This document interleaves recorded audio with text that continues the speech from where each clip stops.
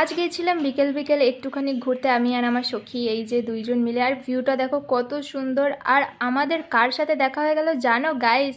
হঠাৎ করে আমরা ঘুরতে এসে দেখছি এখানে সুনন্দাদি আর রাজাদা আছে, ওরা এসছে এখানে শ্যুটে। আর আমরা তাই জন্য তাড়াতাড়ি করে গাড়ি চালাচ্ছিলাম। আর তাড়াতাড়ি করে স্কুটিটা চালাতে চালাতে দেখো আমি প্রায় ওদের কাছে পৌঁছে গেছি। এই দেখো, এই যে হচ্ছে কি রাজাদা। রাজাদা তো খুবই ভালো, কত সুন্দর কথা বলে রাজাদা, সত্যি বলছে অমায়িক সুন্দর।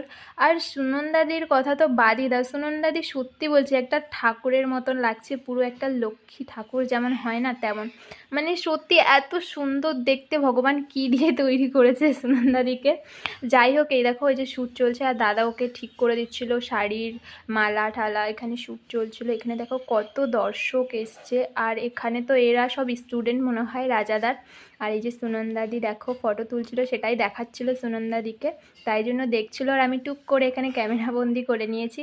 আর এত সুন্দর লাগছিল, যতই বলি না কেন ততই কম হয়ে যাবে সুনন্দাদির জন্য। এখানে দেখো দাদা রিলস বানিয়ে দিচ্ছিল হয়তো, আর রিলস বানাচ্ছিল।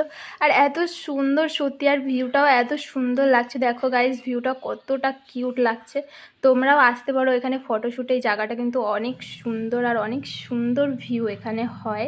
আর দেখতেই পাচ্ছ, তোমরা দেখলেই বুঝতে পারবে কত সুন্দর। আর সুনন্দা দি দেখো কত সুন্দর শ্যুট করছে, কত সুন্দর লাগছে সুনন্দাদিকে, সত্যি বলছি নজর না লেগে যায়। তারপরে দেখো এখানে সুন্দর করেই দিদি সুন্দর, অনেক সুন্দর, চুলটা ভালো লাগছিল, বাট এটা হয়তো দিদির আসল চুল নয়, এটা নকল চুল। তারপরে আমি এখানে সুনন্দাদির কাছে আসলাম কিছু ফটো তোলার জন্য। সুনন্দাদি দেখো কত সুন্দর আমার সাথে ফটো তুলছিল।